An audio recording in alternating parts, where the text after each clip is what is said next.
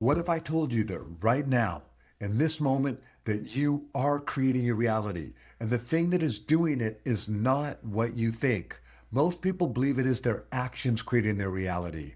Work harder, do more, grind longer. But here's what they never taught you. Not in school, not in your company, not in your church.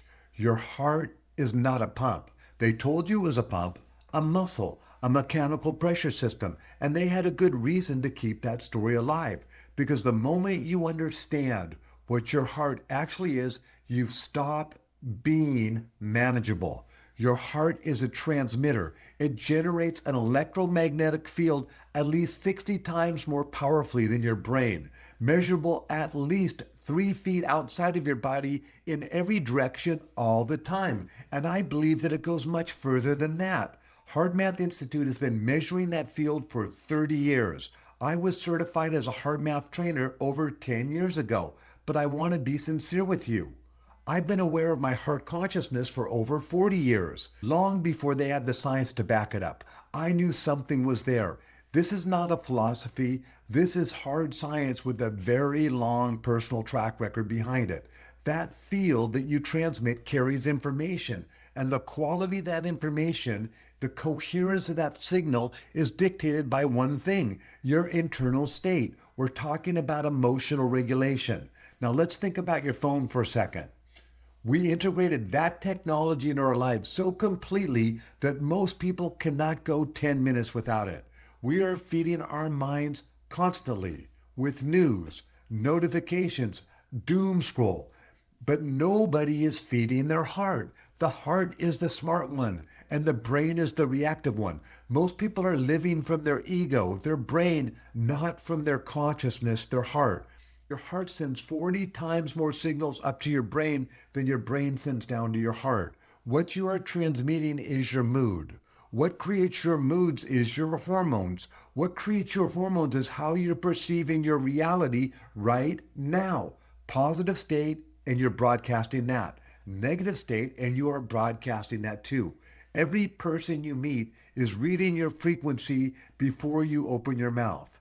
Now, I'm not telling you to slap a smile on your face and to start doing affirmations to get yourself out of this. Your conditioning is real. Your triggers are real. The story that you've been telling about your life, that story is what's disconnected you from your own signal. Your story is true from a perspective, your perspective. But when you drop the old story, you drop the old view, and you have to drop the old view if you want to evolve as a human being. That is not a loss. That is the whole game of life. Every time you get triggered, this is information. It's not an emergency, information. Anger is always about the past conditioning, not the present moment. The practice is simple. Breathe into your heart for 5 seconds and out for 5 seconds while you think about something that makes you feel good. The gap between the trigger and the reaction, that is where you reclaim your signal. Every single time you choose coherence over conditioning, that is a rep. And do not underestimate the power of a single rep. Every time you go into coherence in any given moment, it compounds. You are building something every single time. Do not skip the rep. When the field you broadcast changes, everything that comes back to you changes. Your health, your relationships, your opportunities that find you, the experiences your nervous system was previously too dysregulated to even perceive. They told you your heart was a pump because a pump can be replaced. A transmitter cannot. And we need you to transmit optimism. You are not broken. You've just been unaware. The most powerful thing you can do right now in the world of noise and distraction, AI and disruption, is to become the most coherent person in the room always. We are not here to avoid pressure. We are here to embrace it, to optimize it. We are building strength, and we are turning snowflakes into diamonds.